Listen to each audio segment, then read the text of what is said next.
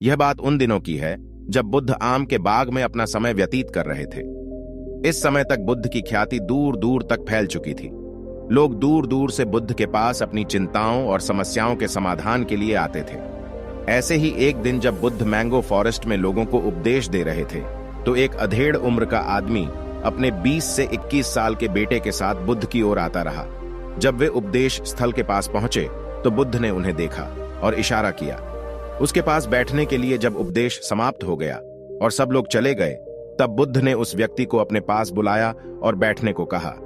चारों तरफ हरियाली थी, मौसम सुहावना था, तरह तरह के पक्षियों की आवाजें गूंज रही थीं। ऐसा नजारा देखकर वह व्यक्ति अंदर ही अंदर बहुत शांति महसूस कर रहा था। इसके बाद बुद्ध ने उस व्यक्ति से आने का कारण पूछा, तो उस व्यक्ति ने कहा कि हे भगवान बुद्ध, मैं 2 दिन का सफर करके अपने बेटे को आपसे मिलाने आया हूं। यह मेरा इकलौता बेटा है और वह हर समय थका रहता है। ऐसा लगता है कि उसमें जान ही नहीं है। उसका स्वभाव भी बहुत चिड़चिड़ा हो गया है। अगर हम इसे कुछ भी कहते हैं तो यह हमारी छोटी छोटी बातों पर गुस्सा हो जाता है। उम्र के आगे इसकी देखने की क्षमता भी कमजोर हो गई है और उसके बाल भी सफेद हो रहे हैं। इतनी कम उम्र में बूढ़ा लग रहा हूं। मैं समझ नहीं पा रहा हूं कि उसके साथ क्या हो रहा है। हे बुद्ध, मुझे अपने बेटे की बहुत चिंता है।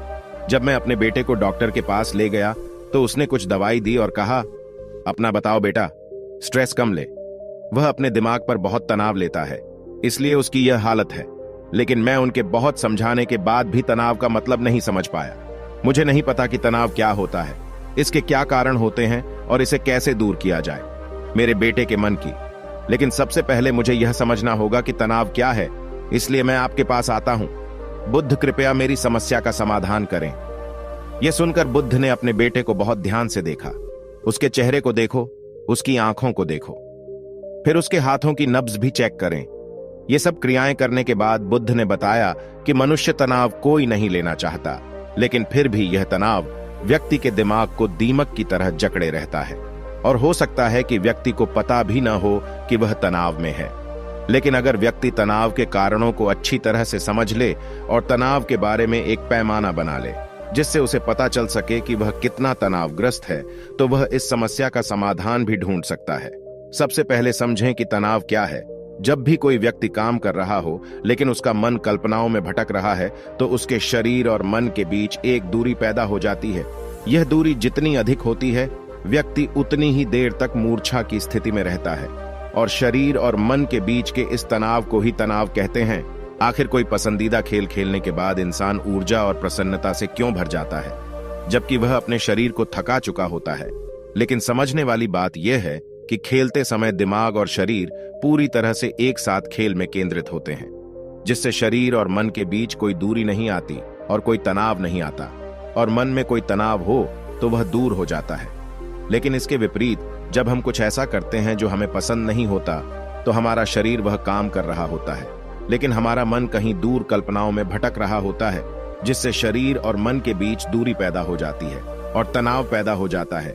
इसलिए करना चाहिए एक समय में केवल एक ही काम और अपने शरीर और मन की सारी शक्ति उसी एक कार्य में लगानी चाहिए, ताकि व्यक्ति के अंदर तनाव पैदा न हो। इसके बाद बुद्ध ने कहा कि तनाव पैदा करने के 8 मुख्य कारण होते हैं और जो इन कारणों को समझ लेता है वह जीवन भर तनाव मुक्त रह सकता है। मुख्य कारणों में से पहला है अति महत्वाकांक्षी होना। महत्वाकांक्षी होना अच्छी बात है, लेकिन क्या आपने कभी इस बात पर ध्यान दिया है कि मनुष्य के लक्ष्य कभी पूरे नहीं होते? उसका एक लक्ष्य पूरा नहीं होता कि वह दूसरे की ओर दौड़ने लगता है। यदि दूसरा पूरा हो जाता है तो तीसरे को, और इस प्रकार वह इधर उधर फिरता है अपने जीवन में अपने लक्ष्य को प्राप्त करने के लिए। इसलिए जो व्यक्ति अधिक महत्वाकांक्षी होता है, जो बड़े लक्ष्य निर्धारित करता है, वह कभी भी वर्तमान में नहीं जी सकता। उसका मन हमेशा भविष्य की योजना बनाने में लगा रहता है। उसका शरीर वर्तमान में रहता है, लेकिन उसका मन भविष्य में रहता है, जो मानव शरीर के बीच दूरी पैदा कर देता है और वह एक तनावपूर्ण जीवन जीने लगता है। बुद्ध के मुख से यह बात सुनकर बालक ने बुद्ध से कहा कि इसका अर्थ है कि हमें लक्ष्य नहीं रखना चाहिए, क्योंकि लक्ष्य निर्धारित करना भी महत्वाकांक्षा है। इसी बहाने बुद्ध ने कहा कि जीवन में लक्ष्य होना कोई गलत बात नहीं है, लेकिन समस्या तब पैदा होती है जब हम अपना सारा ध्यान उस लक्ष्य को प्राप्त करने के परिणाम पर केंद्रित कर देते हैं।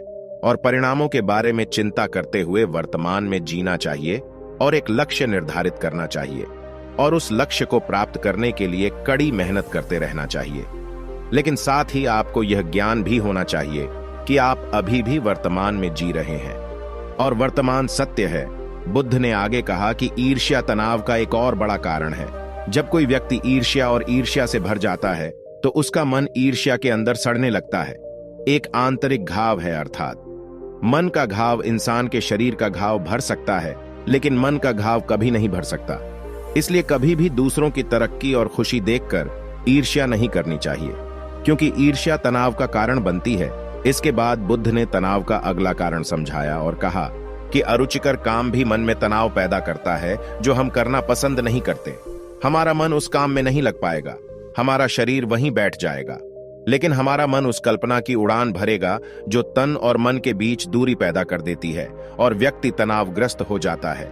इसलिए व्यक्ति को हमेशा अपनी रुचि के अनुसार कार्य करना चाहिए।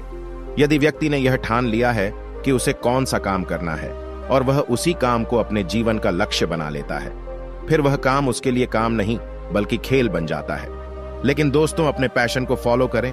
कहना कितना आसान है, अपना असली पैशन ढूंढना बहुत मुश्किल है, क्योंकि आजकल ज्यादातर युवा सेलिब्रिटीज और सोशल मीडिया से प्रभावित हैं। वे किसी भी काम को अपना जुनून समझ लेते हैं और फिर कुछ दिनों तक कोशिश करने के बाद उसे बीच में ही छोड़ देते हैं, क्योंकि यह उनका पैशन नहीं था, और इस तरह अपना कीमती समय और ऊर्जा बर्बाद करते हैं। फिर अपने सच्चे पैशन को कैसे पहचानें? तनाव का चौथा कारण है दूसरों से अपेक्षा करना। उस व्यक्ति की ओर इशारा करते हुए बुद्ध ने कहा कि एक पिता के रूप में आपको अपने बेटे से बहुत उम्मीदें होंगी कि आपका बेटा एक बहुत ही सफल व्यक्ति बने, अपना नाम रोशन करें और जैसा जीवन आप चाहते हैं वैसा ही जिएं। जो आप कहते हैं वह सब माने। लेकिन क्या आज तक किसी की सभी अपेक्षाएं पूरी हुई हैं? जब भी कोई व्यक्ति दूसरे से कुछ उम्मीद करने लगता है तो वह अनजाने में तनाव पैदा करने लगता है। अपने लिए जरा सोचिए, अगर आपका बेटा आपके अनुसार काम नहीं कर रहा है और वह नहीं बन रहा है जो आप उसे बनाना चाहते हैं, तो निश्चित रूप से तनाव आपके दिमाग पर कब्जा कर लेगा। आप एक तनावपूर्ण जीवन जीने लगेंगे और इस तनाव के तहत आप इस तरह का व्यवहार और बात करेंगे कि आपके बेटे के साथ आपके संबंध बद से बदतर होते चले जाएंगे। इसलिए इंसान को जितना हो सके दूसरों से कम अपेक्षाएं रखनी चाहिए, और अगर आप पूरी तरह से तनाव मुक्त रहना चाहते हैं तो दूसरों से उम्मीद करना छोड़ दें। इसके बाद बुद्ध ने कहा कि शारीरिक कष्ट भी मानवीय तनाव का एक कारण है। जब इंसान किसी शारीरिक दर्द से गुजर रहा होता है तो उसका पूरा ध्यान उस दर्द पर होता है और वह सारा दिन बस अपने दर्द के बारे में सोचता रहता है, जो उसके मन में दुख भरे विचारों से भर जाता है, और ऐसे में व्यक्ति तनाव में रहने लगता है। यह सब सुनकर वह व्यक्ति बोला कि हे बुद्ध, शारीरिक पीड़ा किसी भी व्यक्ति को हो सकती है, तो क्या वह व्यक्ति जीवन भर तनाव में रहेगा? इसका उत्तर देते हुए बुद्ध ने कहा कि मनुष्य को यह समझना चाहिए कि हमारा जीवन दुखों का आधार है। जैसे जैसे हमारा जीवन चलता है, इसमें दुख आते हैं, बीमारियां आती हैं और अंत में मृत्यु आती है। इसलिए रोग मानव जीवन का अभिन्न अंग है।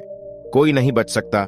किसी के जीवन में समय से पहले आता है और किसी के पीछे आता है, लेकिन आता है सबको। जब मानव मन इस बात को अच्छी तरह समझ लेगा तो अब उसे अपनी बीमारी के बारे में सोचकर ज्यादा तनाव नहीं लेना चाहिए, क्योंकि यह हमारे जीवन का अभिन्न अंग है और इसके लिए शारीरिक व्यायाम का अभ्यास करते रहना चाहिए और स्वस्थ जीवन शैली को भी अपने जीवन में स्थान देना चाहिए, ताकि उनका शरीर लंबे समय तक स्वस्थ रहकर ठीक से काम कर सके। तनाव का अगला कारण आपकी योजनाओं को समझने का समय नहीं देना है। कुछ लोगों के मन में यह विचार आया कि वे बिना सोचे समझे उस पर काम करना शुरू कर देते हैं, और जब उन्हें उस काम में असफलता मिलती है तो वे तनाव से भर जाते हैं, क्योंकि उस काम को शुरू करने से पहले उन्होंने उस काम के बारे में पूरी जानकारी नहीं जुटाई थी। मनुष्य को कोई भी कार्य प्रारंभ करने से पहले उसके अच्छे और बुरे परिणामों के बारे में अच्छी तरह सोच लेना चाहिए। व्यक्ति को यह भी अच्छे से सोचना चाहिए कि यदि यह योजना सफल नहीं हुई तो मैं इसके बाद क्या करूंगा। इसलिए उनकी योजनाओं को समझने में पूरा समय देना चाहिए, ताकि एक ही योजना से बाद में तनाव पैदा ना हो। टाल मटोल आज का काम टालने के तनाव का 7वां सबसे बड़ा कारण है। आपने यह कहावत तो सुनी ही होगी कि आलस्य मनुष्य का सबसे बड़ा शत्रु है। मनुष्य अपने आलस्य के कारण आज के काम को कल पर टाल देता है। और फिर टालमटोल करने की आदत बन जाती है। टालमटोल करने वाले का काम कभी समय पर पूरा नहीं होता, और यदि किसी कारण से हो भी जाता है तो वह उतना अच्छा नहीं होता जितना हो सकता था, और फिर यह बात व्यक्ति के अंदर तनाव पैदा करती है। लेकिन टालमटोल करना या आखिरी समय पर करना एक आदत है, इसलिए इंसान न चाहते हुए भी बार बार इस आदत का शिकार हो जाता है और फिर काम को टालता रहता है। और फिर जब काम की समय सीमा नजदीक आ जाती है तो उस काम को पूरा करने की कोशिश करता है, और यह तभी संभव है जब लोग काम को समय से पहले पूरा करने की कोशिश करें। तनाव का अंतिम और सबसे प्रमुख कारण है ज्यादा सोचना। निरंतर सोचना भी एक रोग है, और यह सबसे अधिक उस व्यक्ति में पाया जाता है जो अतीत की घटनाओं और भविष्य के बारे में कल्पना करने वाले व्यक्ति के बारे में सोचता है, जो बेतहाशा अनुमान लगाता है। इसलिए व्यक्ति को अधिक सोचने की आदत पर अंकुश लगाना चाहिए। इसके लिए उसे जितना हो सके खुद को काम में व्यस्त रखने की कोशिश करनी चाहिए, और ध्यान के अभ्यास को हर दिन अपने जीवन का हिस्सा बनाएं। बुद्ध के मुख से यह सब बातें सुनकर वह व्यक्ति हाथ जोड़कर बोला, हे बुद्ध, मेरा बेटा केवल 20 साल का है और उसे इतनी समझ भी नहीं है कि वह हर बात का पालन कर सके। आपने एक बार में कहा, कृपया तनाव दूर करने का कोई आसान उपाय बताएं जिससे मेरा पुत्र उनके पीछे चल सके और तनाव मुक्त हो सके। उस व्यक्ति की यह विनती सुनकर बुद्ध ने कुछ सोचते हुए उत्तर दिया, यदि आप इतनी सारी बातों का पालन नहीं कर सकते तो इसके लिए एक बहुत ही आसान तरीका है। आप एक समय में एक काम करने पर ध्यान केंद्रित करते हैं। उस समय आप जो कर रहे हैं बस उसी पर ध्यान केंद्रित करें, और अगर आपका मन भटकता है तो जैसे ही आपको याद आए अपना ध्यान उस काम पर लौटा दें। तनाव मुक्त रहने का यह सबसे आसान और बेहतरीन तरीका है। जब खाओ तभी खाओ, इसके स्वाद का आनंद लो। जब आप चलते हैं तो बस अपना ध्यान चलने पर केंद्रित करें। इससे आपका दिमाग और शरीर दोनों एक जगह केंद्रित रहेंगे। दोनों के बीच कोई दूरी नहीं होगी जो तनाव का मुख्य कारण है। साथियों, आज की युवा पीढ़ी 2-3 काम एक साथ करने की आदी हो गई है, जैसे फोन पर बात करते हुए गाड़ी चलाना, टीवी देखते हुए या खाना खाते समय फोन का इस्तेमाल करना, और फिर शिकायत करते रहते हैं कि मैं तनाव में जी रहा हूं, मेरा दिमाग अशांत है, मैं चिड़चिड़ा हो गया हूं। जब कोई व्यक्ति एक समय में 3 काम करता है तो उसके लिए यह स्वाभाविक है तनाव उत्पन्न होना, क्योंकि दिमाग एक समय में एक ही काम पूरे ध्यान से कर सकता है। एक ही समय में कभी भी 2 चीजों पर पूरी तरह से ध्यान नहीं दे सकते, इसलिए जहां तक हो सके एक ही काम को पूरे ध्यान से करने की कोशिश करें। दोस्तों, मुझे आशा है कि आपको इस वीडियो से बहुत कुछ सीखने को मिला है।